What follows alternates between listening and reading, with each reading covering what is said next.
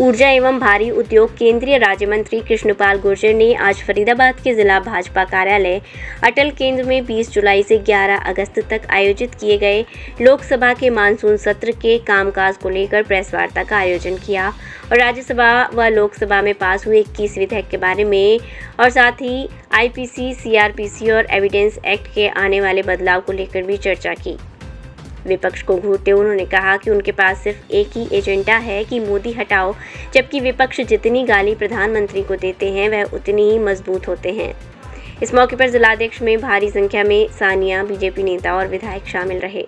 पत्रकारों से बातचीत करते हुए केंद्रीय राज्य मंत्री कृष्णपाल गुर्जर ने बताया कि आज की प्रेस कॉन्फ्रेंस का मुख्य उद्देश्य 20 जुलाई से 11 अगस्त तक चले मानसून सत्र के बारे में बताना था, जिसको लेकर आज इसका आयोजन किया गया है। उन्होंने बताया कि इस बार मानसून सत्र बहुत ही कामयाब रहा, जिसमें राज्यसभा और लोकसभा में 21 विधेयक पास हुए और एक सीआरपीसी, आईपीसी और एविडेंस एक्ट विधेयक प्रस्तुत किया गया, जिसे लोकसभा और राज्यसभा की स्टैंडिंग कमेटी के पास भेज दिया गया है, जिसकी 3 महीने में रिपोर्ट आएगी और इससे आईपीसी, सीआरपीसी और एविडेंस एक्ट में बहुत बदलाव आएगा।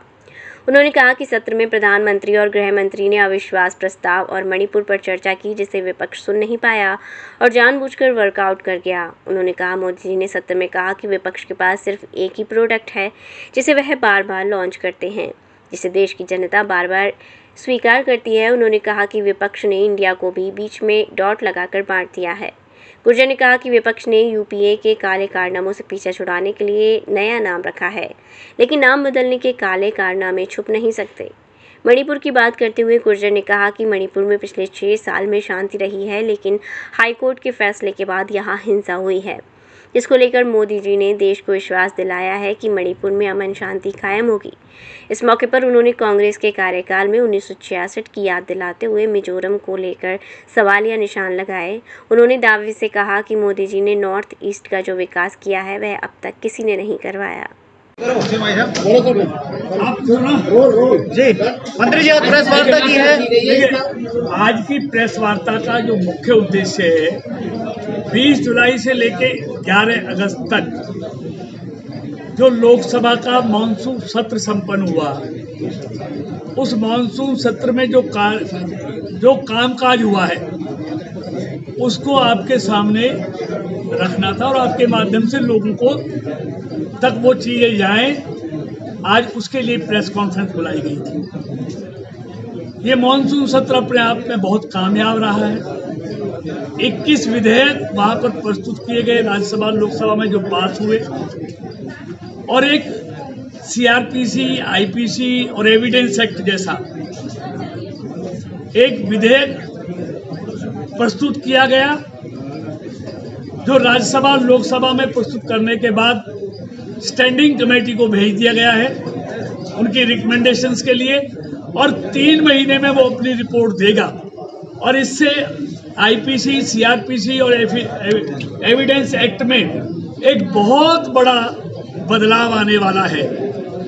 तो वो है, इसके साथ साथ और 21 विधेयक हैं और आदरणीय प्रधानमंत्री जी और अमित शाह जी ने जो मणिपुर पर चर्चा पर अविश्वास प्रस्ताव पर जिसको विपक्ष सुन नहीं पाया, जानबूझकर वॉकआउट कर गया, वो जो विस्तार से उन्होंने बातें की हैं।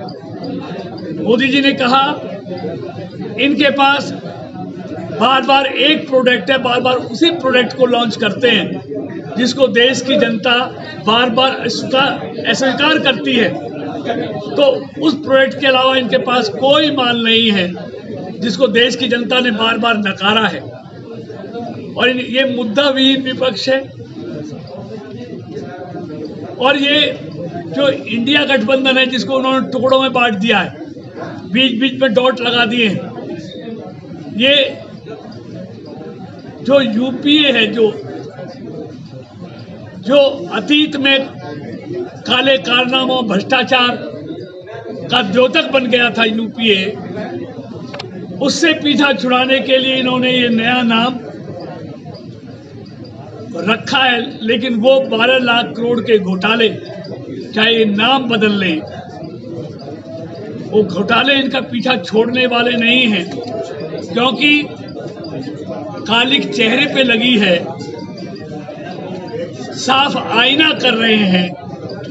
कालिक तो इन चेहरों पर है, सारे बेल पे हैं। और मणिपुर में 6 साल तक पूरे इस मोदी जी की सरकार में शांति रही है, अमन रहा है, लेकिन हाई कोर्ट के फैसले के कारण वहां पर ये जातीय हिंसा हुई है। और मोदी जी ने देश के लोगों को ये विश्वास दिलाया है मणिपुर में अमन कायम होगा, शांति कायम होगी। हम पूरी कसम खा के कहते हैं, उन्होंने कहा है कि मणिपुर में हम शांति कायम करेंगे और ये वो करेंगे निश्चित तौर पर। और उन्होंने ये भी कहा है